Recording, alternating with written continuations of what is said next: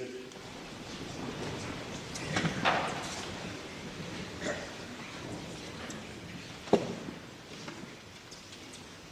Mr. Corkery, boys, staff and parents, welcome on behalf of the Board of Trustees to this 2013 Prizegiving for the senior students. First and foremost, I want to begin by thanking all the staff for the caring and for the work that they've put into our boys during this year. It's most appreciated.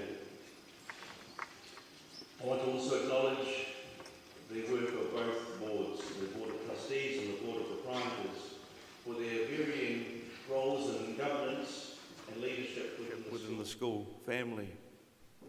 This has been a year of change for the Board of Trustees. We had elections mid-year, and I'd like to thank Mr. Ray Anton for his work in the chair for the previous 6 years. And the Board of Proprietors also saw a change in chair after 18 years, and we owe Mr. Ron Lewis a huge debt of gratitude. And Mr. Keith McCarley is now in the chair of the Board of Proprietors, and we are indeed the new boys on the block. The board hit the ground running, with as well as needing to attend to the business as usual, we had a new principal to find. And after a thorough process, we are delighted to confirm that Mr. Neil Gary will begin in that role late in January. I will lead a service induction in the chapel at 8:50 on January the 27th. That'll be the first thing that happens here next year, where we will introduce you to Mr. Gary in the role of headmaster, and there will be a service surrounding that. So a prompt start on the first day back next year. The Board of Trustees would also like to thank, as we farewell some other staff members who are leaving. We say farewell and grateful thanks to Joe Mullinger, to Kirsten Maudsley, who not only a teaching role here but spent a number of years as the staff rep on the Board of Trustees. For Mr. Andrew Innes, who's been here for at least 30 years and in my opinion is a legend, not only in his teaching but in his faithfulness to ensuring that the boys here get the very best deal. And of course to Mr. Bill Aitchison, who's been the property manager for probably as long. Now, the staff will be farewelled appropriately at a suitable time.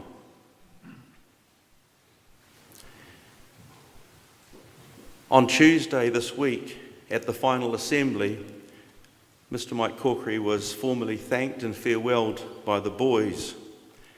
Neil and Ed arranged this wonderful chapel service here on that day.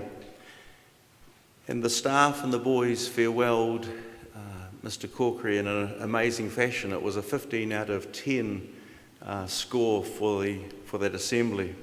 And I was privileged to be a fly on the wall and witnessed a wonderful and heartfelt occasion. Speeches were made and gifts were given, hakas performed and prayers offered. Now, I'm painfully aware that tonight is about the boys and their achievements. It's a night to bless them on their way, and it's a night to show appreciation to teachers and staff who have guided them so well. It's not a night for speeches. That's the way it should be, and that's the way that Mike would want it to be. However, tonight may be the only chance that some parents and friends of the school get to greet you, Mike and Gaynor, and to wish you well. So I would encourage folks to stay back after prize giving and join us for supper and bid them farewell. But if you miss them tonight and it's just not possible, then may I encourage you to email or text or just send a message. And it might not be today or tomorrow, but it might be in a month or 6 weeks' time that you just think of them in their new phase, new season of their lives. I'm suggesting that if you get that nudge to make contact, then make contact, because they may just need encouraged at that time. We're coming to the pointy end of the year, and I'd want to encourage you as I finish to not wish that away. Don't curse it by throwaway statements about hating this time of year because it's so busy, but instead take time each day, just a minute or two to touch base with someone and let them know that they are appreciated. That is to bless them. It is contagious. So may God bless you and all whom you love. Thank you.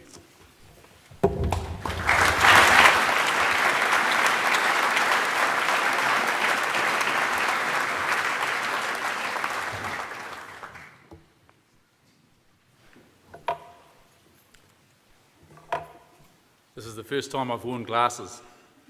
Vanity is a terrible thing, gentlemen. Can hardly see out of them now. Ladies and gentlemen, colleagues, boys, thank you for coming and welcome. Prize givings like this are special. They're an opportunity for us to acknowledge, to celebrate, to congratulate, to check our progress along the way, this journey through school. And I always enjoy them. And I know parents enjoy them, and grandparents. And this school, gentlemen, has an enormous number of friends. Thanks, Barry, for your very kind words. Thanks, boys, for the farewell on last Wednesday. Forgive me if I have to add a few things to what I said then, because tonight is really special for me also. For 19 years, I've been at these prize-giving ceremonies. I'm thankful for that. I'm humbled by that. And I want to tell you, boys, that it's an incredible privilege to be principal of John McGlashan College. And I know that Neil Gary's acutely aware of that as well. More than once I've said at these prize givings that I have the best job in the world. It's challenging, it's been fun, it's hugely rewarding. In the end, it's about relationships. It's about a positive environment. It's about getting engaged and stuck into things. And it's about accomplishment.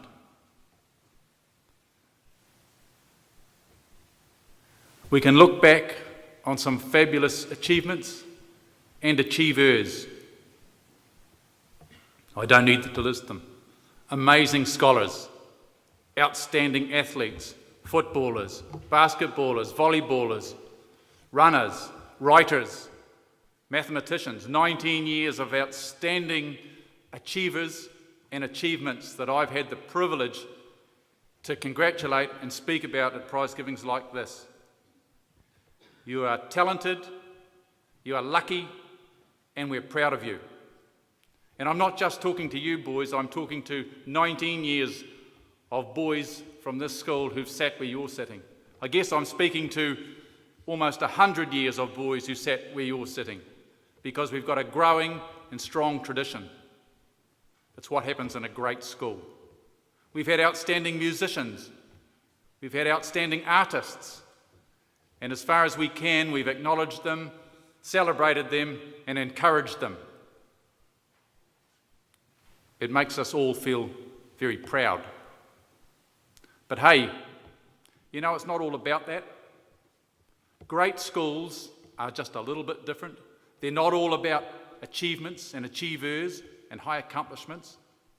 They're actually about something more important than that. And I saw a quote when I was in a school in America probably 15 years ago, and I've remembered it, and it's on the wall in my office, and it just says this: we care most of all about what kind of person the boy is. And secondly, it says if character education isn't the most important thing in a school, then it's not important at all. And I think what's really important about this school is character education. It's not achievements that make a McGlashan man. Actually, it's not achievements that make any man, for that matter, but character does. And I want to think about that, and perhaps tonight we can develop some of those themes a little. Character, those ideals. Accomplishments important, relationships are important, getting stuck into things, getting engaged, and a positive way of looking at the world. I heard it once said that schools should give or bequest two things: roots and wings. Neither of those things come ready-made. They are grown. And what I hope we've done or helped to do with you guys is grow roots for you. You know what I mean by that? It's a metaphor for saying a place to feel strong, a place to stand. Roots. You know who you are. You know your history. You know what you stand for. You know what you're proud of. They're your roots. They give you the opportunity to stand tall. And I hope too that schools give you wings, the wings to fly, the wings to soar, so that you leave here with the skills, the networks, and the knowledge that you need to soar in this life. Roots and wings. My great hope for you, whether you're in year 11, year 12 or year 13, is that those roots and those wings are growing as they should. At the Borders dinner last night, I mentioned that to every one of you who arrived here, whether in year 7 or in year 9, I'm fairly sure, I'm certain, I said three things. The first, I used a quote to use, and it came from Henry Ford. And it's just this. You probably didn't understand it in year 7 or year 9. I know you understand it now. It's this. Whether you expect to succeed or fail, you'll be right. There's so much in that. I love quotations that have got a deeper meaning that you can think about. If you think you can, you will. If you think you can't, you won't. There is so much in that. I want you to think about it. The second thing I said to you was that you were likely to make the best friends you would ever have in your life during your time at school. I said that friendship, I've always said it, friendship is one of the most important things in this life, and it's one of the key things that happens at school for many, many people. I had a good friend who died on a bike ride in his early 40s, suddenly. And his wife had the good sense to put on his tombstone, on his gravestone. Just dropped out of my head. Life isn't worth the wear of winning, but for the laughter and company of friends. I think that's something worth thinking about too. Friendship is special. Don't forget that. The third thing I know I would have said to you, because I say it all the time, is get stuck in. Grab opportunities with both hands. Take your chances. Be a fierce competitor. Be determined. Be enthusiastic. Be like you were at the last swimming sports. Friends together, fiercely competitive, giving it your very best shot, getting stuck in. And that's the way I see so many of you going about school life. I congratulate you. I wish I could give you all a prize for it.